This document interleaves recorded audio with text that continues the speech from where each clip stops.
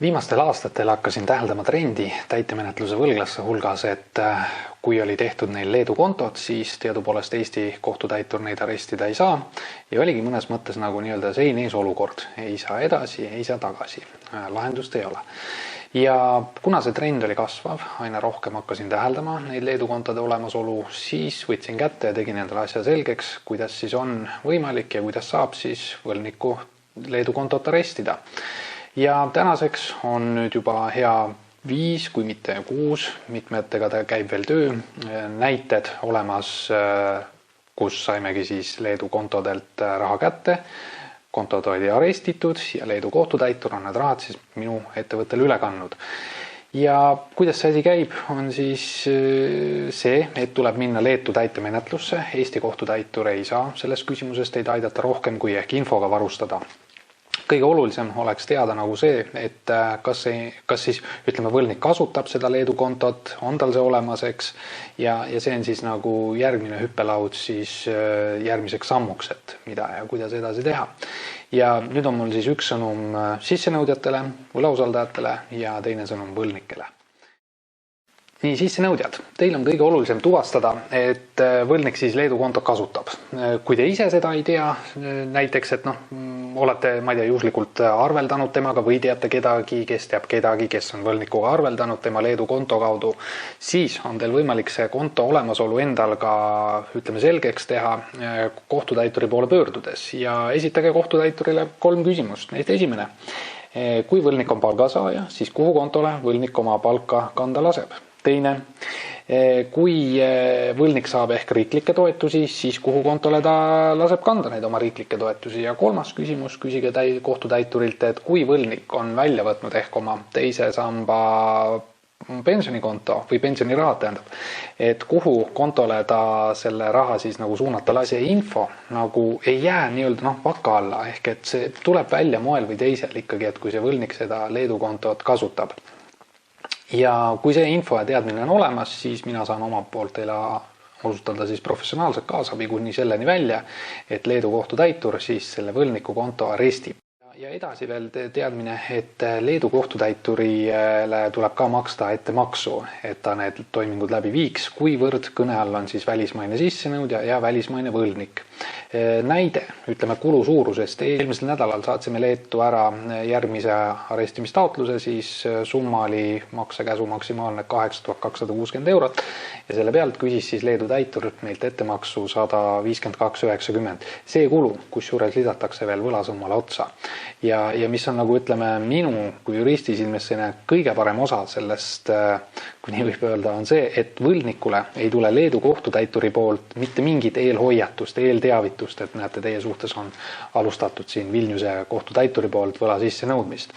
Samuti ei Paisera ega Revolut, nende kliendi toelt ma olen saanud ka vastavad kinnitused, ei saada oma kliendile ette hoiatust ega teavitust, et näete, et Vilniuse kohtutäitur tahab ära arestida teie konto. Ehk et, mis omakorda tähendab, on see, et võlgnikule tuleb see kontoarest täiesti üllatusena nagu välk selgest taevast.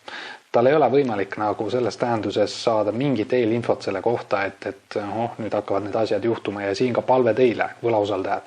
Nüüd peale seda video vaadatuna, ärge minge praalima, ärge minge oma võlgniku juurde nii-öelda ähvardustega näed, et kui sa ei hakka mulle raha maksma, siis ma lasen siin riivitsa abil su Leedu konto arestida, mida iga võlgnik teeks. Ta sulgeb oma konto seal või võtab raha tühjaks ja kogu lugu, eks.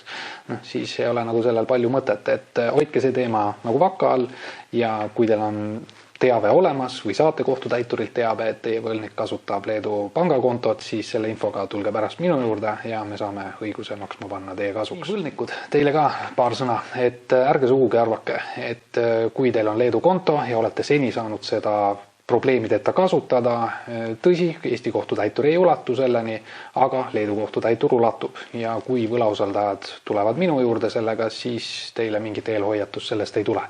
Ehk et konto läheb plaksti kinni üle öö ja siit teile nagu mõtteainet, et kui te olete nagu mugavalt ja enesekindlalt seda raha seal oma Leedu kontol hoidnud, olete üksik inimene või pereinimene, eks, ja see üle öö lukku läheb, eks, siis mõelge, saate nagu ise aru, et need tagajärjed on üsna ebameeldivad, aga neid ebameeldivusi oleks võimalik ju vältida, eks, et võib-olla on see koht, kus tuleks teil oma võlausaldajaga läbi rääkida, arutada mingid graafikud ja nii edasi. Kui te ise selle küsimusega toime ei tule või see on ebamugav, ei ole oskuseid, kogemusi, aega, mis iganes on ja tooge küsimus mulle. Ma osutan teenusena ka võlausaldajatega läbirääkimise teenust, et ei ole üldiselt nagu lahendused jäänud tulemata.